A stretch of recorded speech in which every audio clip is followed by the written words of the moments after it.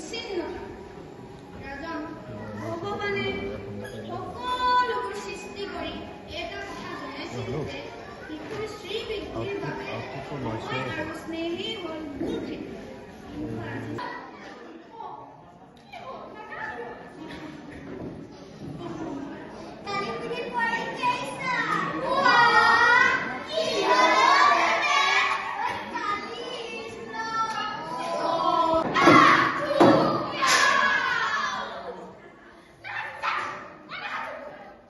আচলতে পদাতিক বুলি ক'লে আমাৰ মাজত কেনে অনুভৱ হয় সেয়া কথাই বুজাব নোৱাৰোঁ।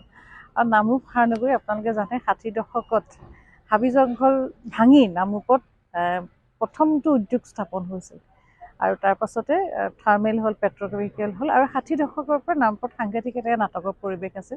আমি পদাতিকৰ নাম লওঁতে প্ৰথমেই নাম ল'ব লাগিব নামৰূপত যিজন ব্যক্তিয়ে নাটকৰ পৰিৱেশ এটা সূচনা কৰিছে শ্ৰীযুত অখিল চক্ৰৱৰ্তী ছাৰ। তাৰ পাছতে আমি সদায় শ্ৰদ্ধাৰ নাম লওঁ শ্ৰীযুত কুশল কৃষ্ণ দেৱগোস্বামী ডাঙৰীয়া। তেখেতৰ উদ্যোগত পদাতিক নাট্যগোষ্ঠী আৰম্ভ হৈছিল আৰু পদাতিক নাট্যগোষ্ঠীয়ে ৩৫ বছৰ এটা নাটকৰ পৰিৱেশ সৃষ্টি কৰিছে আৰু এইটো ধাৰাবাহিকভাৱে চলি আহিছে। ই বিৰতি মানে যতি পৰা নাই। আৰু এতিয়া আমাৰ পদাতিকৰ যিসকল নাট্য সৈনিক তেওঁলোকে ইমান সুন্দৰকৈ এটা পৰিৱেশ সৃষ্টি কৰিছে।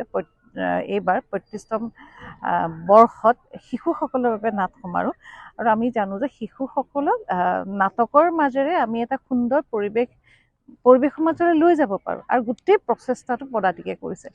আৰু এইবাৰ দুদিনীয়াকৈ যি নাট সমাৰোহ এই নাট সমাৰোহত অসমৰ বিভিন্ন প্ৰান্তৰ কেইবাটাও নাট্যগোষ্ঠী আহিছে। মই ভাবোঁ বৰ্তমান সমাজত চাৰিওকাষৰ শিশুসকলৰ মানসিক যি অস্থিৰতা সেই পৰিৱেশত কিন্তু পদাতিকৰ এই প্ৰচেষ্টা অতি প্ৰশংসনীয়। আৰু মোৰ চৈতন্য আছে চৈতন্য কোঁৱৰ মই সদায় তেওঁক এজন শিক্ষক বুলি সন্মান কৰোঁ কাৰণ তেওঁ বিদ্যালয়ত শিক্ষকতা কৰাৰ লগে লগে সমাজত এজন শিক্ষকৰ যিখিনি ভূমিকা সেই ভূমিকাখিনি ইমান ধুনীয়াকৈ পালন কৰি পদাতিকক আগবঢ়াই লৈ গৈছে। আমি খুব আশাবাদী আচলতে পদাতিকে অসমৰ নাট্যক্ষেত্ৰত বিগত ৩৫টা বছৰে বহুকেইখন নাটক দিছে, বহু নাট্যশিল্পীক সৃষ্টি কৰিছে, নাটকৰ সৈনিকক সৃষ্টি কৰিছে আৰু এটা বাতাবৰণ সমাজলৈ লৈ অনাটো বহুত ডাঙৰ কথা। অসমৰ স্বাৰ্থ জুবিন গাৰ্গ আমি সকলোৱে জানে তেওঁৰ যি মহাপ্ৰয়াণ ঘটিছে সেই তেওঁৰ জন্মৰ পৰা মৃত্যুলৈকে গোটেইখিনি সামৰি পেলাই চৈতন্য কোঁৱৰৰ ৰচনাৰে আমি এখন তথ্যভিত্তিক আমি সংগীতালক্ষ্য এখন তৈয়াৰ কৰি উলিয়াইছোঁ। মই ময়ূৰাক্ষী মঞ্চ সেইখন পৰিচালনা কৰাৰ প্ৰয়াস কৰিছোঁ। আশা কৰোঁ আমাৰ দৰ্শকবৃন্দই সেইখন চাই ভাল পাব।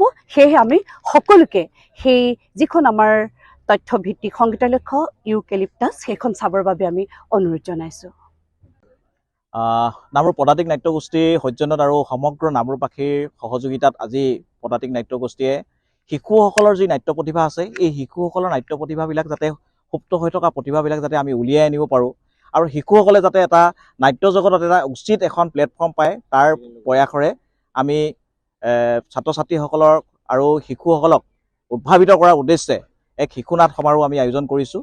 ৮টা দলে এই প্ৰতিযোগিতাত অংশগ্ৰহণ কৰিছে আৰু অসমৰ বছা বছা উৎকৃষ্ট বিশ্বনাথৰ পৰা আৰম্ভ কৰি একেবাৰে গুৱাহাটীলৈকে আৰু তিনিচুকীয়ালৈকে নামৰূপৰলৈকে এই সমগ্ৰ কেইবাটাও ৮টা দলে আমাক ইয়াত অংশগ্ৰহণ কৰিছে আৰু অতি প্ৰতিভাবন্ত শিশু আমি ইয়াত দেখিবলৈ পাইছোঁ, প্ৰতিভাবন্ত আমি অভিনেতা অভিনেত্ৰী আমি দেখিবলৈ পাইছোঁ।